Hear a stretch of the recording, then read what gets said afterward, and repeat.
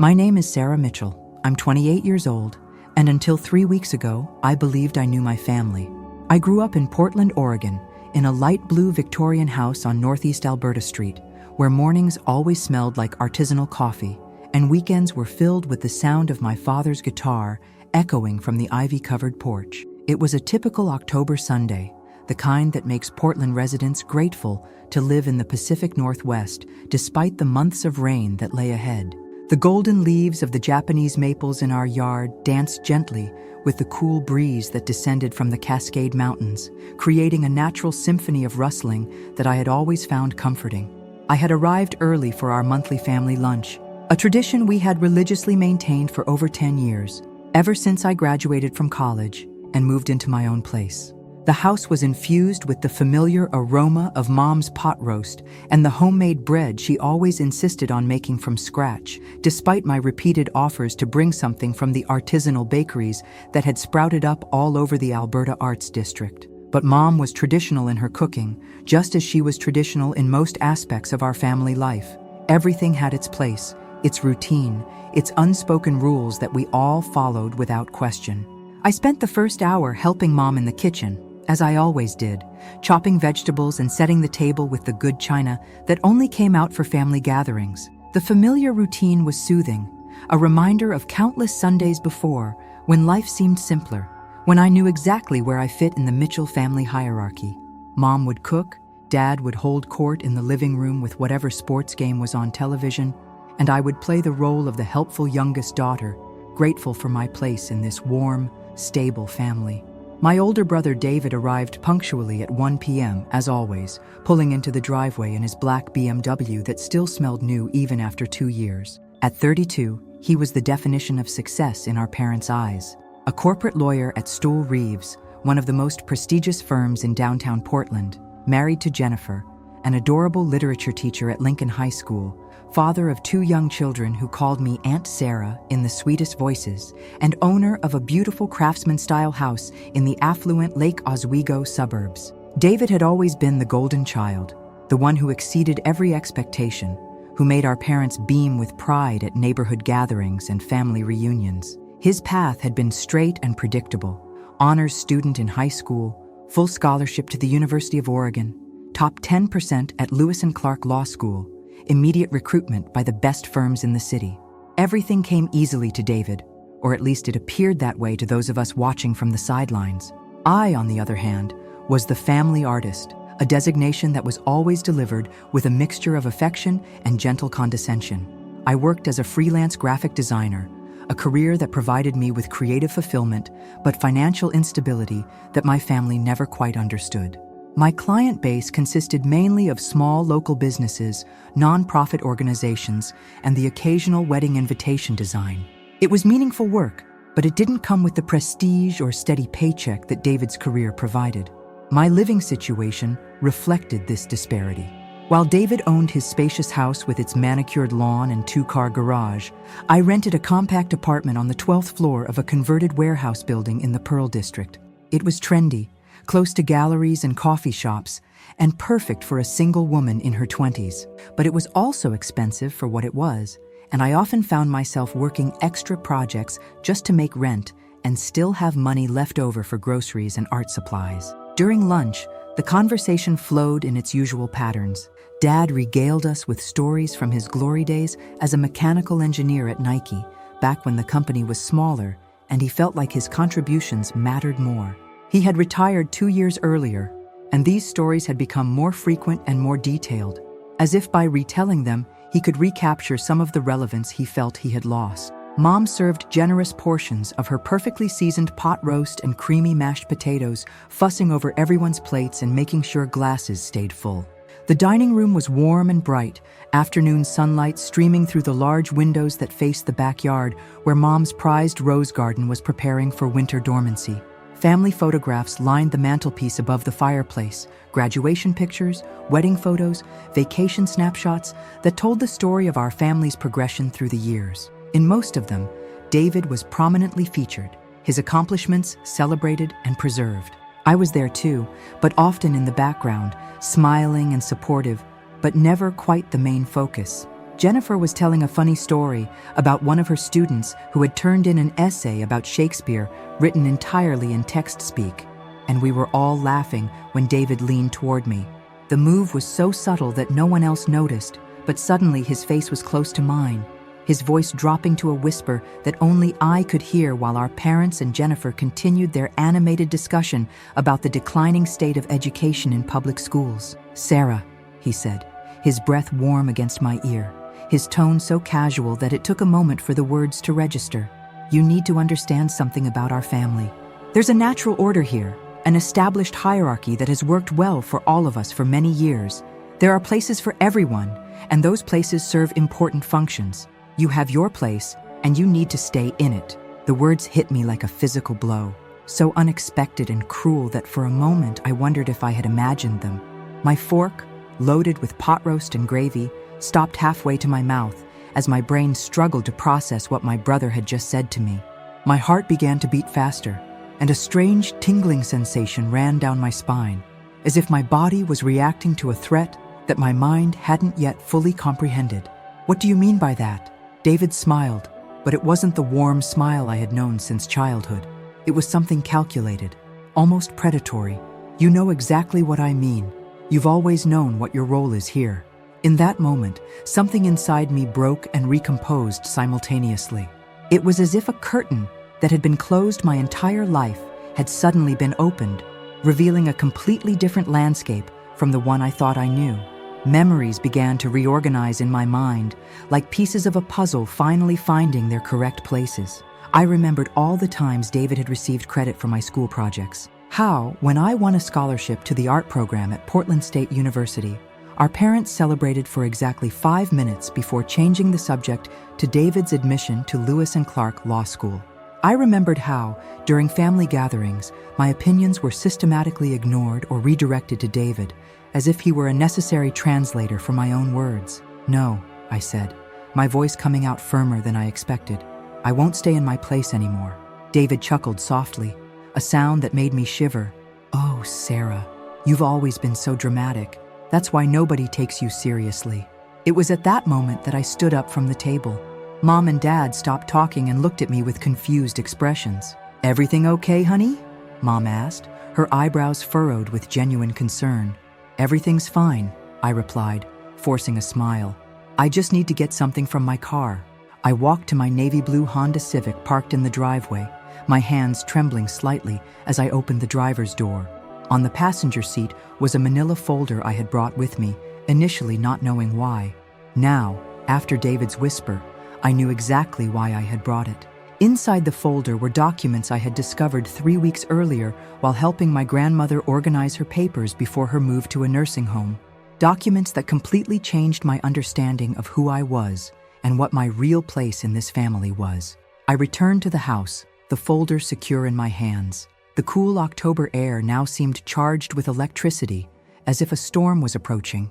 The golden leaves that had seemed magical before now whispered secrets as they fell silently to the ground. David was serving dessert when I returned, his posture relaxed and confident. He didn't even look at me when I sat back down at the table. It was as if the whisper had never happened, as if it were just another insignificant moment in our established family dynamic. "David," I said, my voice cutting through the casual conversation about Jennifer's plans to redecorate the kitchen. "There's something I need to show you, all of you." I placed the manila folder in the center of the oak dining table that had been a wedding gift from our grandparents to our parents. The polished wood reflected the golden afternoon light coming through the dining room windows, creating dancing patterns that seemed to highlight the importance of the moment. "Sarah, what is this?" Dad asked, his voice carrying that patient tone he always used when he believed I was being overly dramatic. "These are documents I found at Grandma's house," I explained, my fingers tracing the edge of the folder. "Documents about our family, about me." David finally looked up from his dessert, and for a brief moment, I saw something that looked like fear cross his face, but it was so quick I thought I had imagined it. "What kind of documents?" he asked, his voice maintaining its casual tone. I opened the folder slowly, savoring every second of the tension that spread through the room like morning fog. The first document I pulled out was a birth certificate. Not my official birth certificate that I had seen dozens of times throughout my life, but a different one one that told a completely different story about who I was and where I had come from.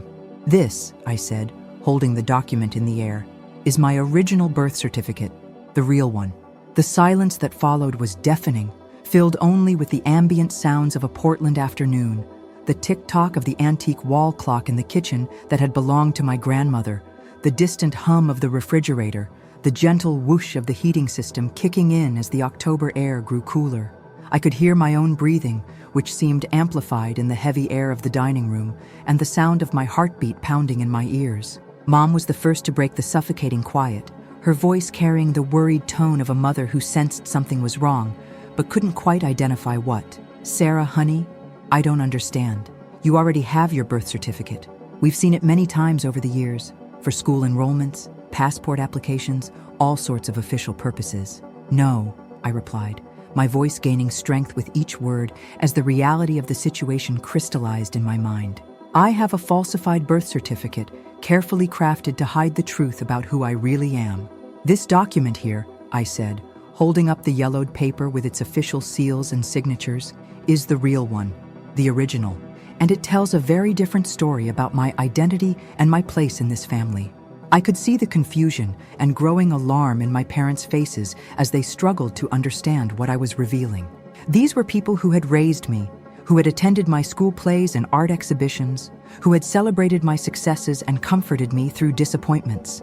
They were the only parents I had ever known, and yet the documents in front of me suggested that our entire relationship had been built on a foundation of lies.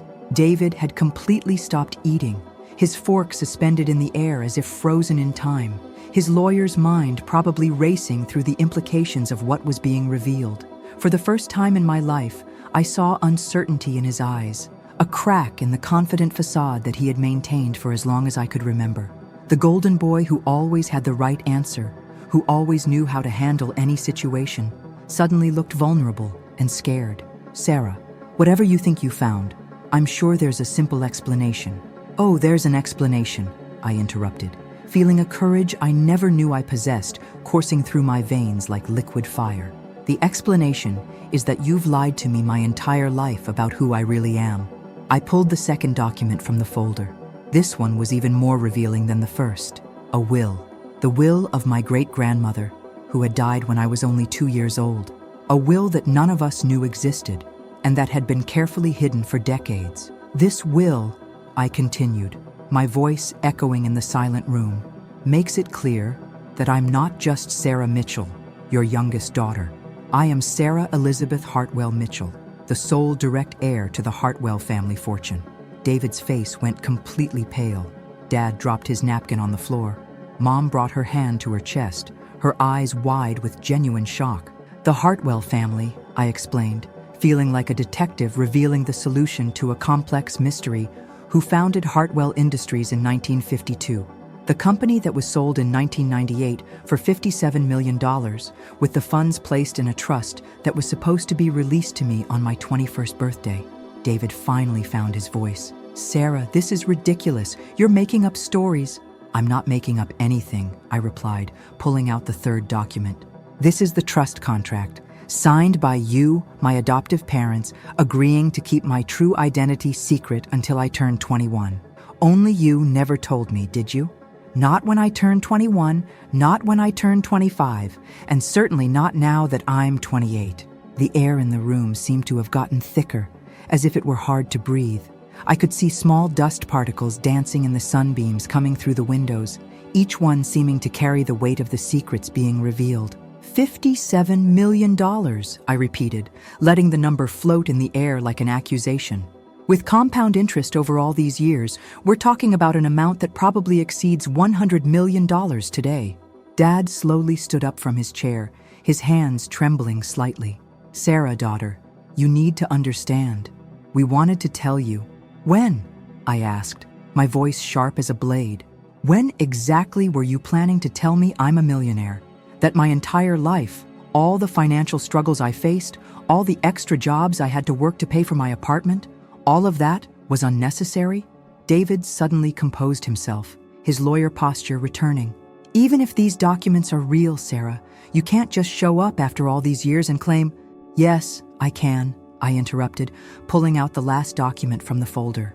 Because this here is a letter from the law firm Pemberton and Associates, confirming that the trust is still active, that I am legally the beneficiary, and that they have been awaiting my contact for over 7 years. The letter was dated 2 weeks before my 21st birthday, a letter that never reached me because it had been sent to this house where my parents intercepted and hid it.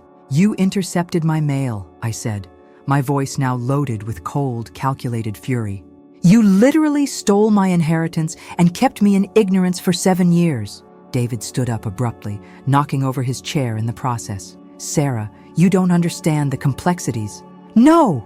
I shouted, standing up too. You don't understand. You raised me to be dependent on you, to always need your approval, to always feel lesser and inadequate. And all this time, I was the richest person in this room. The silence that followed was broken only by the sound of David's chair hitting the wooden floor. Mom had begun to cry silently, tears streaming down her cheeks as she looked at her hands clasped in her lap. And you, I said, pointing directly at David. You knew. You always knew. That's why you always treated me as inferior, always told me to stay in my place, because you knew my real place was far above yours. David opened his mouth to respond, but no sound came out. For the first time in my life, I had left my older brother speechless. I have a meeting scheduled with Pemberton and Associates Thursday morning, I announced, beginning to collect the documents. And you? You have a lot of explaining to do. I walked toward the front door, my steps echoing in the hallway that had once seemed like the safest place in the world. Now, every photograph on the wall, every childhood memory hanging as decoration, everything seemed different. Everything seemed tainted by the lie that had defined my entire existence. Sarah, please, Mom called behind me, her voice broken with emotion. Don't leave like this. We can talk about this. I stopped at the front door, my hand on the handle of the carved oak door that Dad had installed when I was 10 years old. You had 28 years to talk to me about this, I replied, without turning around. Now it's my turn to decide how this conversation continues. I opened the door and stepped out into the cool October afternoon air. The golden leaves I had admired just an hour before now seemed to be celebrating my freedom, dancing in the wind like natural confetti. I walked to my car, feeling simultaneously devastated and empowered. As I drove through the familiar streets of Portland, passing the artisanal cafes on Alberta Street and the art galleries in the Pearl District that had defined my world for so many years, I realized that everything had changed. Not just my financial situation, although that was obviously significant, but my fundamental understanding of who I was. I wasn't Sarah Mitchell, the struggling artist who always had to prove her worth. I was Sarah Elizabeth Hartwell Mitchell, heir to a legacy that had been stolen from me by those I should have trusted most. And now that I knew the truth, nothing would ever be the same. As I parked in front of my small apartment on the 12th floor of a converted building in the Pearl District, I looked out the window at the city stretching below me. The lights were beginning to come on as the sun set behind the Cascade Mountains, creating a golden mosaic that spread across the urban landscape. For the first time in my life, I felt as if I belonged not just to this place, but to something much larger. I had power, I had resources, and most importantly, I had the truth. The phone rang as I climbed the stairs to my apartment. It was David. Sarah, please answer. His voice sounded on the voicemail. We need to talk. There are things you don't understand, reasons why we did what we did. Please don't do anything rash before hearing our side of the story. I deleted the message without hesitation. For 28 years, I had heard their version of the story. Now it was time to discover the truth. Monday morning arrived with the kind of persistent drizzle that Portland residents accept as a natural part of their urban landscape, creating small streams that traced intricate patterns down my apartment windows like nature's own abstract art. I had spent the entire night awake, consumed by a restless energy that made sleep impossible. The documents were spread across my small dining table that doubled as my workspace, and I had studied every line, every signature, every official seal and watermark that collectively told the story of a life I had never known I was living. My coffee had gone cold hours ago, but I continued to sip it absently as I read and reread the papers that had shattered my understanding of reality. Birth certificates, legal documents, correspondence between law firms. Each piece of paper was like a puzzle piece that, when assembled with the others, created a picture so different from what I had believed about myself that it felt like discovering I was living in someone else's life. The early morning light filtering through my apartment windows was gray and muted, matching my emotional state as I tried to process the magnitude of what I had learned. Outside, the city was waking up. I could hear the distant sound of traffic beginning to build on the streets below, the hiss of bus brakes, the occasional honk of a car horn. Portland was going about its normal Monday routine, but for me, nothing would ever be normal again. At exactly 7 a.m., I picked up my phone and dialed the number that had been printed at the top of one of the legal documents. My hands were trembling slightly as I listened to the phone ring, not sure what I would say or how this conversation would change my life even further. The receptionist, a lady with a gentle voice named Margaret, seemed to have been waiting for my call for years. "Miss Hartwell Mitchell," she said, and just hearing my full name pronounced correctly made my heart race. "Mr. Pemberton will be very happy to know you've finally contacted us. We can schedule a meeting for this afternoon, if that works for you." "Today?" I asked, surprised by the speed. "Mr. Pemberton always said that when you called, it would be our absolute priority," Margaret explained. "He has been waiting for this moment for a very long time." At 2 p.m., I was sitting in the most prestigious law office in Portland, on the 42nd floor of the U.S. Bancorp Tower. The windows offered a panoramic view of the city I thought I knew, but which now seemed completely different when seen from a height I had never imagined reaching. Jonathan Pemberton was a distinguished man who appeared to be in his early 60s, with perfectly styled silver hair that spoke of decades spent in boardrooms and courthouses, and wire-rimmed glasses that had probably witnessed more corporate deals and family dramas than I could imagine. When he stood to greet me as I entered his office, I could see genuine emotion flickering in his experienced eyes. Not just professional courtesy, but something deeper and more personal. The office itself was a testament to success and tradition, with rich mahogany furniture that gleamed under carefully positioned lighting, leather-bound law books lining floor-to-ceiling shelves, and original oil paintings that depicted Portland's landscape from an earlier era. The windows offered a panoramic view of the city that I thought I knew, but which now seemed completely foreign when seen from this height that I had never imagined reaching. "Sarah," he said, extending a firm handshake while studying my face with an intensity that made me slightly uncomfortable. "You have your great-grandmother's eyes." Eleanor Hartwell was an extraordinary woman, brilliant, determined, and absolutely fearless when it came to building her empire. "I can see those same qualities in you." I settled into the plush leather chair across from his imposing desk, feeling simultaneously small and significant in this environment that represented power and influence on a scale I had never experienced. The chair was so comfortable that it seemed designed to put clients at ease during difficult conversations, and I found myself wondering how many life-changing meetings had taken place in this very spot. "Mr. Pemberton, I only discovered all of this 3 weeks ago when I was helping my grandmother sort through old papers before her move to assisted living," I began, my voice sounding uncertain in the formal atmosphere of the office. "I don't understand how something this significant could have been hidden from me for so long, or why nobody ever told me about my real family history." "They never told you," he said, not as a question, but as a sad statement. "I was afraid that would happen." "You knew?" Pemberton sighed deeply, removing his glasses to clean them slowly. "Sarah, your great-grandmother Eleanor was my first client when I opened this office in 1985. She was a visionary, a woman who built an empire at a time when few women had that opportunity. When she discovered she was terminally ill, she came to me with a very specific concern." He opened a drawer in his desk and pulled out a folder much thicker than the one I had taken to my parents' house. "Eleanor was worried about what would happen to her fortune after she died. Her children, your grandparents, had not shown interest in business or financial responsibility. She feared they would waste everything she had built. So she left everything to me?" "Not exactly," Pemberton explained, opening the folder. "Eleanor was much more strategic than that. She established a complex trust that would work as follows. The fortune would be maintained and professionally invested until you turned 21. At that point, you would receive full control, but only if certain conditions were met." My stomach tightened. "What conditions?" "First, You should be informed of your true inheritance on your 18th birthday, so you would have 3 years to prepare for the responsibility. Second, you should complete at least a college degree. Third, you should demonstrate basic financial responsibility through employment or entrepreneurship before receiving the trust. The pieces began to fit together in my mind like a macabre puzzle.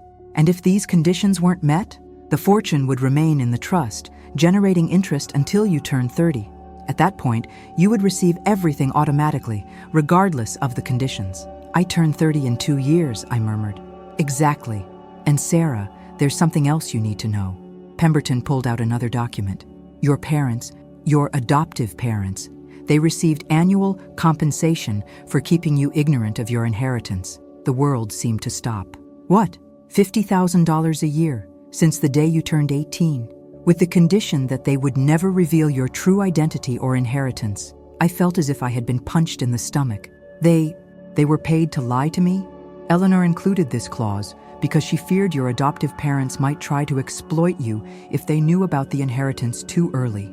She thought financially incentivizing them to wait would be the best protection for you. Tears began to run down my face. But they never planned to tell me, did they? They planned to just keep collecting the $50,000 a year and never tell me anything. Pemberton nodded gravely. That's what it seems, unfortunately. How much? I asked, my voice coming out as a whisper. How much have they received over the years? $500,000 over the last 10 years. The number echoed in the silent office like a scream. $500,000. Enough money to explain David's new house, the family's annual vacations I could never afford, all the little luxuries I had attributed to their professional success. And how much is in the trust now? Pemberton turned a few pages in the document. With the careful investments we've made over the years, the trust currently has $123 million. I couldn't breathe. $123 million. I had spent the last few years worried about paying the $800 rent on my apartment, while there were over $100 million waiting for me. Is there a way for me to access the funds now? I asked. Given that you meet all the original conditions, you have higher education, demonstrated financial responsibility through your work as a designer, and are now aware of your inheritance, I can file a petition with the court to release the funds immediately. The process would take approximately 30 days. 30 days. In 30 days, I would go from being a struggling freelance artist to one of the richest people in Oregon. Mr. Pemberton, is there anything else I need to know? He hesitated, and that hesitation told me there was much more. Sarah, there are additional documents, letters your great-grandmother wrote to you, explaining her decisions. There's also, there's evidence that your adoptive parents may have done more than simply hide your inheritance. What do you mean? They may have used trust funds for personal investments. Nothing illegal, technically, since they had authorization to manage certain expenses related to your education and well-being. But, he stopped, clearly uncomfortable. But they went beyond that? Substantially beyond. The house in Lake Oswego that your brother bought? The initial loan came from trust funds, justified as housing stability for the beneficiary. His law school tuition? Also paid by the trust as an investment in the beneficiary's family well-being. I felt my vision blurring with anger. They used my money to build their own lives? Approximately $2 million over the years were used this way. $2 million. David had built his legal career, bought his house, established his perfect life, all with my money, and then had the audacity to tell me to stay in my place. I want it all back, I said, my voice cold as the winter wind blowing against the office windows. Every cent. That might be complicated. Mr. Pemberton, I interrupted. My great-grandmother built an empire. She didn't do it by being complicated. She did it by being determined. I want you to sue my adoptive family for embezzlement, fraud, and whatever else you can apply. I want my money back. I want my inheritance, and I want justice. For the first time since I entered the office, Pemberton smiled. Sarah, you definitely have Eleanor Hartwell's blood running through your veins. I left the office 3 hours later with a complete legal team working on my case, documents being prepared to recover all misappropriated funds, and a devastating new understanding of how deeply I had been betrayed. As I drove back home through the wet streets of Portland, passing the same cafes and galleries that had defined my limited life, I felt a transformation happening inside me. It wasn't just about the money. Although $123 million definitely changed things, it was about power, dignity, and the ability to finally control my own narrative. My phone rang. It was Mom. "Sarah, honey, please come home. We need to talk about all this. You don't understand the whole situation." This time, I answered the call.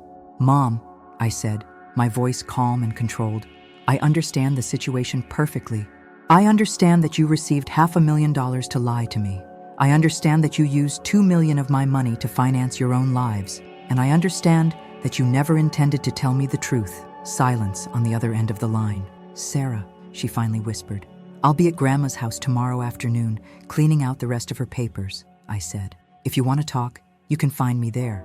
But understand one thing. I'm no longer the Sarah you raised to be dependent and grateful. I am Sarah Elizabeth Hartwell Mitchell, and you have a lot to answer for." I hung up the phone and continued driving through the city that now seemed completely different. Every building, every street, every familiar view had been transformed by the perspective of someone who no longer needed to worry about money, who no longer needed to accept being treated as inferior, who finally had the power to rewrite her own story.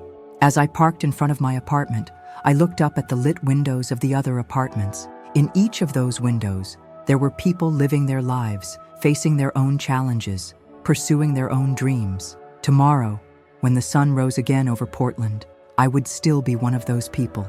But I would be a version of myself I had never imagined possible. A version that had the power to demand justice. A version that no longer needed to whisper. A version that had finally found her true place in the world. Grandma Grace's house was located in the historically preserved neighborhood of Laurelhurst, where tree-lined streets created natural canopies that filtered the afternoon light into dappled patterns on the sidewalks. The houses here told stories of Portland's earlier prosperity, with their carefully maintained craftsman architecture, wide front porches, and gardens that had been tended by generations of families who understood that some things were worth preserving. I had spent countless childhood afternoons in this particular house, with its distinctive green shutters and the climbing rose that had grown up one side of the front porch for as long as I could remember. The wide wooden steps that led to the front door had been painted and repainted over the years, but they still creaked in the same places they had when I was 7 years old and would run up them 2 at a time, eager to spend time with the grandmother who always seemed to have fresh cookies cooling on wire racks and stories about the old days that made Portland's history come alive.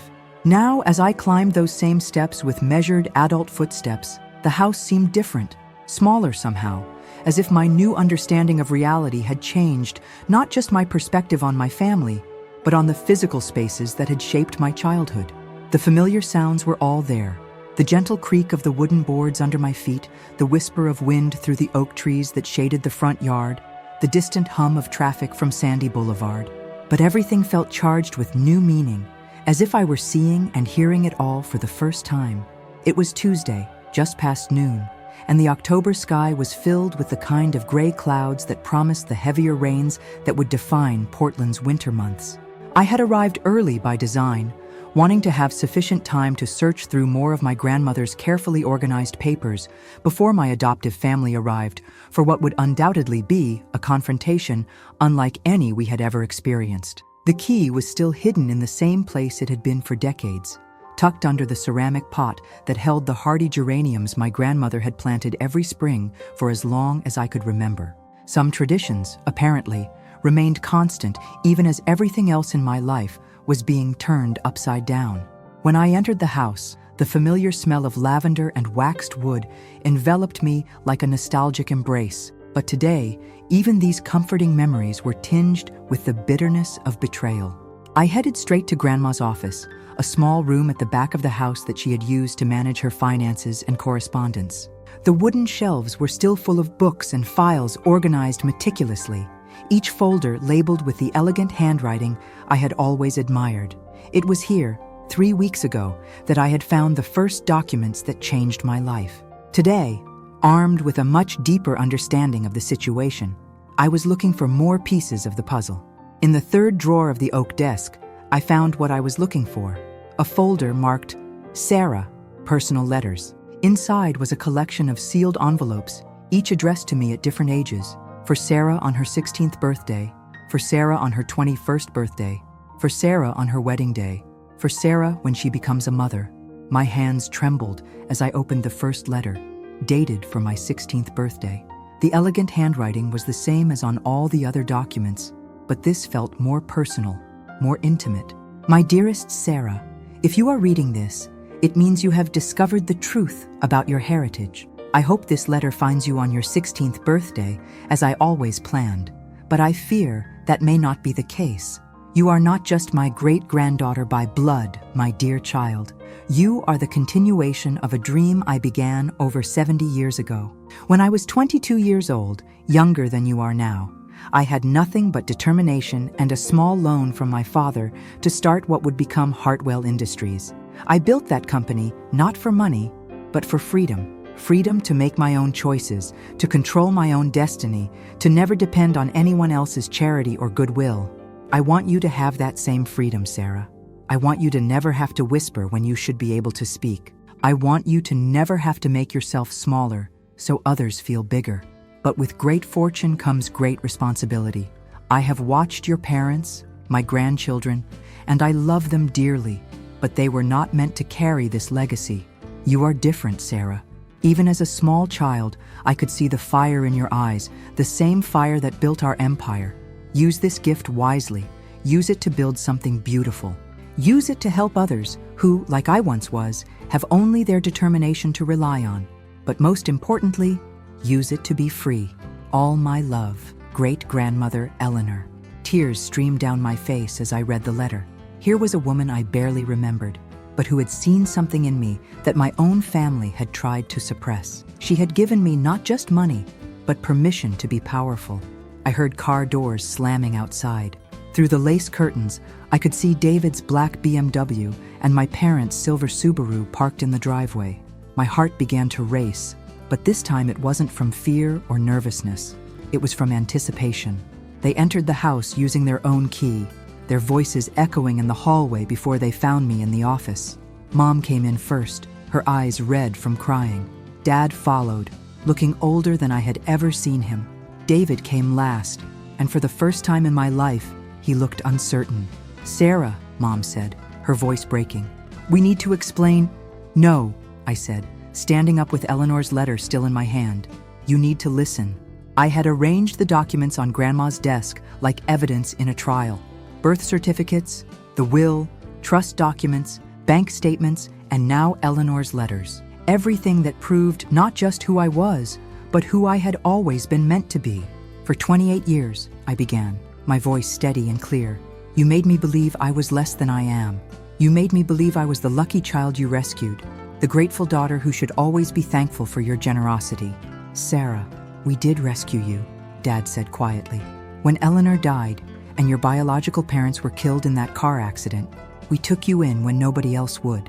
And you were paid handsomely for it," I replied. $50,000 a year for 10 years. $500,000 to keep me ignorant of who I really am." David stepped forward, his lawyer instincts kicking in. "Sarah, that money was compensation for the additional expenses of raising you. It wasn't what, David?" I interrupted. "It wasn't enough to buy your silence? It wasn't enough to make you complicit in stealing my inheritance?" I pulled out the bank statements Pemberton had given me. $2 million, David. $2 million of my money that you used to build your perfect life. Your law school tuition, your house down payment, your car loans, all of it came from my trust fund." His face went white. "I didn't know? Don't lie to me," I shouted, and the power in my own voice surprised me. "You knew exactly where that money came from. You knew, and you took it anyway, and then you had the audacity to tell me to stay in my place." Mom collapsed into Grandma's reading chair, sobbing. "We were going to tell you. When you turned 30, we were going to..." "You were going to what? Give me what was already mine? How generous of you." I picked up another one of Eleanor's letters. "Do you want to know what she really thought of you? What my great-grandmother, who built the fortune you've been living off of, really thought about your character?" I opened the letter marked, "For Sarah's parents," and began to read. "To those caring for my Sarah, I know you believe you are doing what is best for her by keeping her humble and grounded, but you are wrong. Humility that is forced is not humility. It is suppression. Sarah was born to lead, to build, to create. If you try to make her smaller than she is, You will be stealing not just from her, but from the world. Do not mistake my provisions for your family as payment for services. They are an investment in Sarah's well-being. The moment you put your own interests above hers, you will have violated not just the terms of the trust, but the trust I placed in you as human beings. Sarah is not your charity case. She is not your grateful dependent. She is the heir to an empire, and she deserves to know it. Do not disappoint me. Eleanor Hartwell. The silence in the room was deafening. Outside, the October rain had begun to fall harder, drumming against the windows like angry fingers. She knew, I said quietly. My great-grandmother knew exactly what kind of people you were, and she planned for it. David found his voice again. Sarah, even if all this is true, you can't just... I can't what, David? I can't take back what's mine. I can't demand justice for what you've stolen. I can't finally step into the place that was always meant for me. I walked to the window, looking out at the garden where Grandma had taught me to plant flowers when I was 7 years old. I met with Pemberton yesterday. Did you know that the trust has grown to $123 million? Did you know that with the proper legal actions, I can not only reclaim every penny you stole, but I can also pursue criminal charges for fraud and embezzlement? Dad stood up shakily. Sarah, we're family. No, I said, turning back to face them. Family doesn't steal from each other. Family doesn't lie for decades. Family doesn't suppress each other's potential for their own gain. I paused, letting the weight of my words settle. You're not my family. You're people who were trusted with my care and who betrayed that trust in the worst possible way. Mom looked up at me through her tears. What do you want from us, Sarah? How can we make this right? I picked up the folder of Eleanor's letters and held it against my chest. I want you to understand that I am not Sarah Mitchell anymore. I am Sarah Elizabeth Hartwell Mitchell, and I am about to become one of the most powerful women in Oregon. I want you to understand that the scared, grateful girl you raised is gone, and I want you to understand that there will be consequences for what you've done. David's lawyer training finally kicked in fully. If you pursue legal action against us, it will destroy our family. Mom and Dad could lose their house, their retirement. I could lose my law license. Is that really what you want? I looked at him for a long moment. This man who had been my big brother, my protector, my hero for so many years. This man who had whispered those devastating words just 2 days ago, who had tried to keep me in a place far beneath where I belonged. David, I said, my voice soft but firm. 2 days ago, you told me to stay in my place. Today, I'm showing you what my real place is. Whether your family survives the consequences of your choices is up to you. I gathered the documents and headed toward the door. I'll be in touch through my lawyers. If you want to discuss settlement terms to avoid criminal prosecution, you can contact Pemberton and Associates. As I reached the door, Mom called out one last time. Sarah, please. We love you. I stopped but didn't turn around. Love doesn't steal. Love doesn't lie. Love doesn't suppress. I paused. Love would have celebrated when I won that scholarship, instead of immediately changing the subject to David's achievements. Love would have believed in my art instead of treating it like a phase I would grow out of. Love would have told me the truth. I walked out of Grandma's house for what I knew would be the last time as the old Sarah. The rain was falling steadily now, washing the streets clean, preparing the city for whatever came next. As I drove back through Portland, I realized that I wasn't just reclaiming my inheritance, I was reclaiming myself. For the first time in my life, I didn't have to make myself smaller. I didn't have to whisper. I didn't have to stay in anyone's version of my place. I was free to be exactly as large as I was meant to be. 3 months later, I stood before the floor-to-ceiling windows of my new office on the 45th floor of the U.S. Bancorp Tower, looking down at the city of Portland, spread out below me like a living map of infinite possibilities. The transformation in my life had been so dramatic and swift that sometimes I felt like I was living in someone else's story. But the documents framed on my office wall and the foundation letterhead on my desk served as constant reminders that this new reality was indeed mine. The rain had stopped for the first time in several days, and winter sunlight streamed through the expansive windows, warming my face as I sipped coffee from a custom-made mug that bore the elegant gold lettering of the Hartwell Foundation. The irony wasn't lost on me that I was now working in the same building where I had first learned the truth about my inheritance, but from a perspective that was literally and figuratively far above where I had started. The past 3 months had been a whirlwind of legal proceedings, financial arrangements, and personal transformations that had tested every aspect of my character and determination. The trust had been released after a surprisingly swift legal process, thanks largely to Pemberton's expertise and the thoroughness of Eleanor's original documentation. With his guidance, I had also successfully recovered every penny that had been misappropriated by my former family over the years. The consequences for them had been severe and immediate. David's involvement in the embezzlement scheme had been reported to the Oregon State Bar, resulting in his disbarment and the effective end of his legal career. The house in Lake Oswego that he had purchased with my trust money had been sold at a significant loss to help repay what was owed. My adoptive parents, faced with the full extent of their financial obligations and legal liability, had been forced to declare bankruptcy and sell their family home. But rather than feeling satisfaction at their downfall, I found myself experiencing something much more complex and ultimately more powerful, a sense of purpose that went far beyond personal vindication or financial gain. The Hartwell Foundation had been my first major decision as the heir to Eleanor's empire.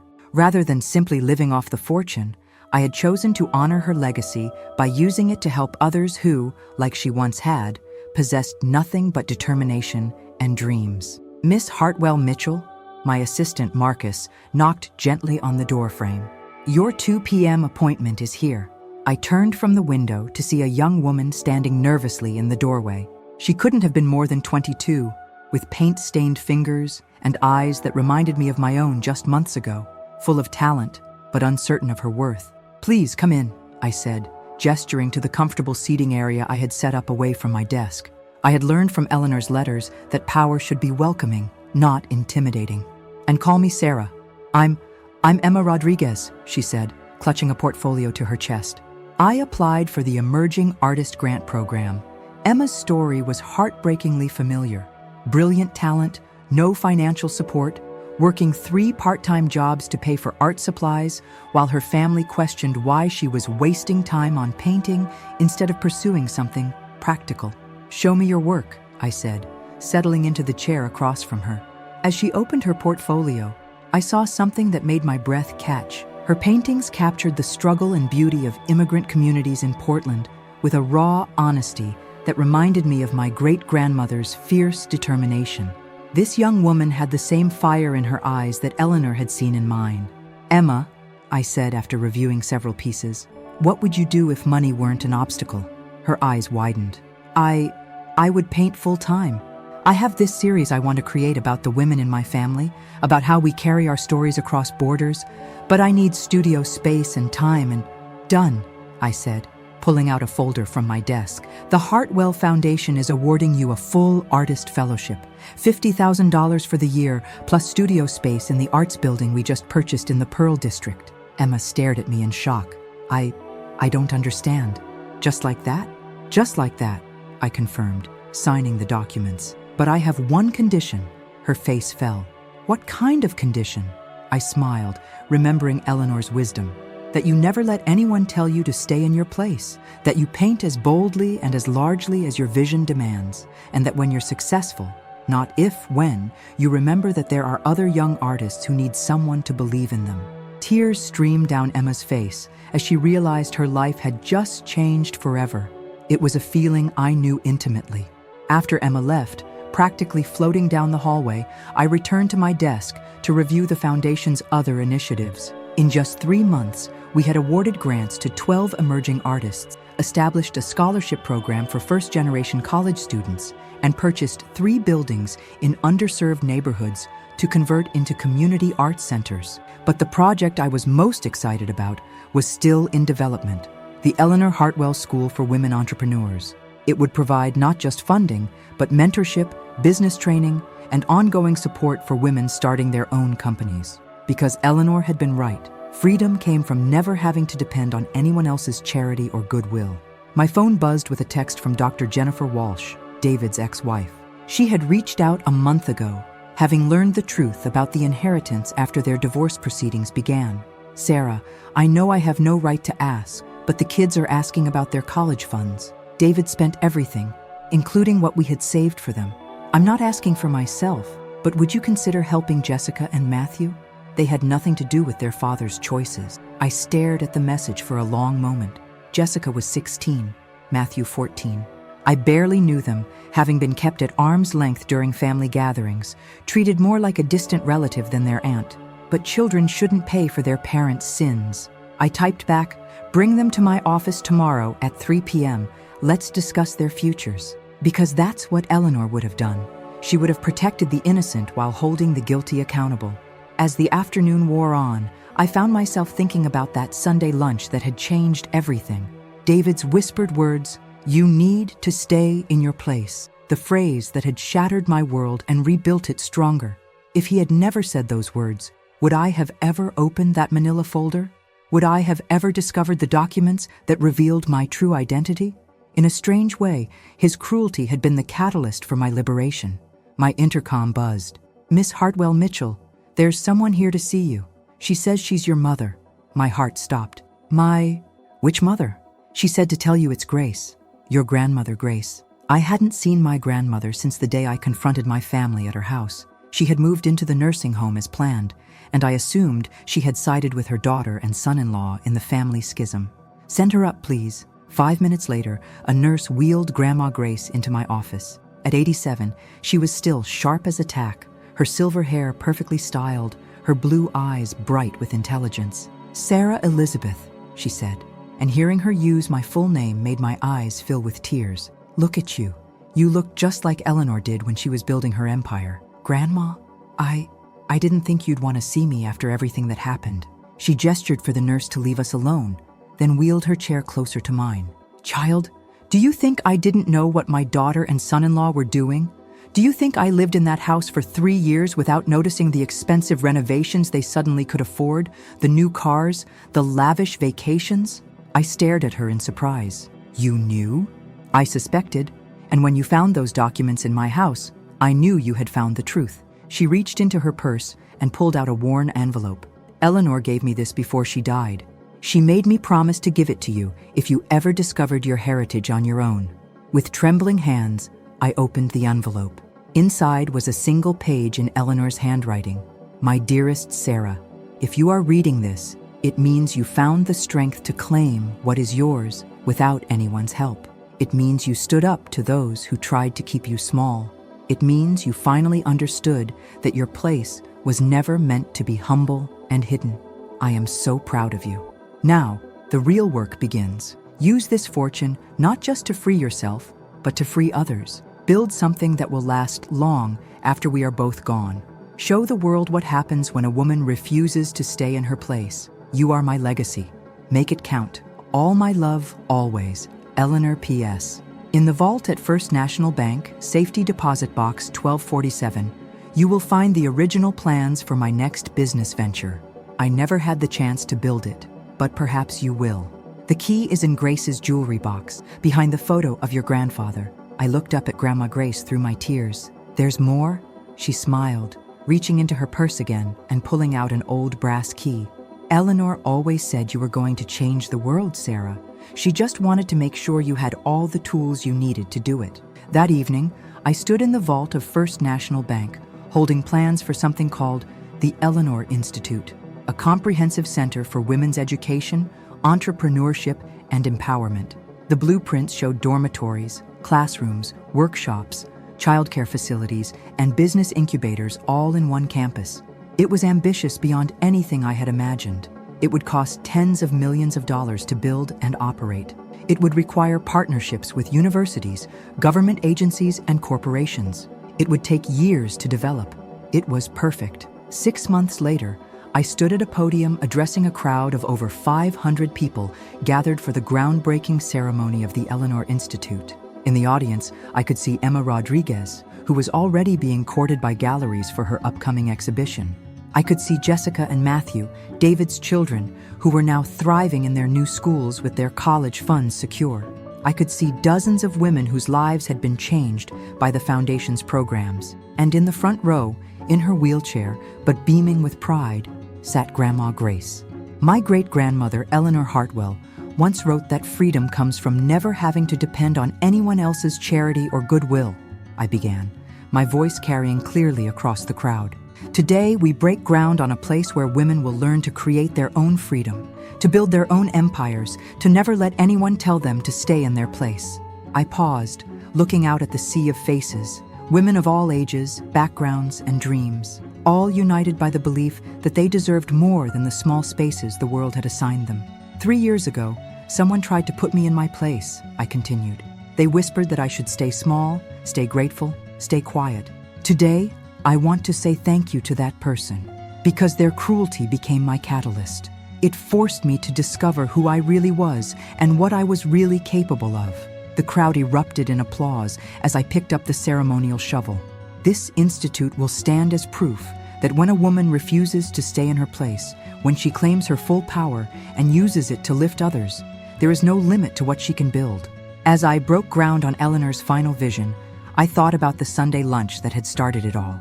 David's whispered words that had been meant to diminish me had instead awakened something that had been sleeping inside me for 28 years. I had found my place at last, not the small, grateful place they had assigned me, but the vast, powerful place I had been meant to occupy all along, and I was never going back. The manila folder that had sat on my passenger seat that October day had contained more than documents. It had contained my destiny. And now, as I watched the sun set over the city I was helping to reshape, I knew that Eleanor's legacy was not just the fortune she had left me. It was the understanding that true power comes not from wealth, but from the courage to claim your full self and use it to transform the world. I was no longer the girl who whispered. I was the woman who roared, and this was only the beginning.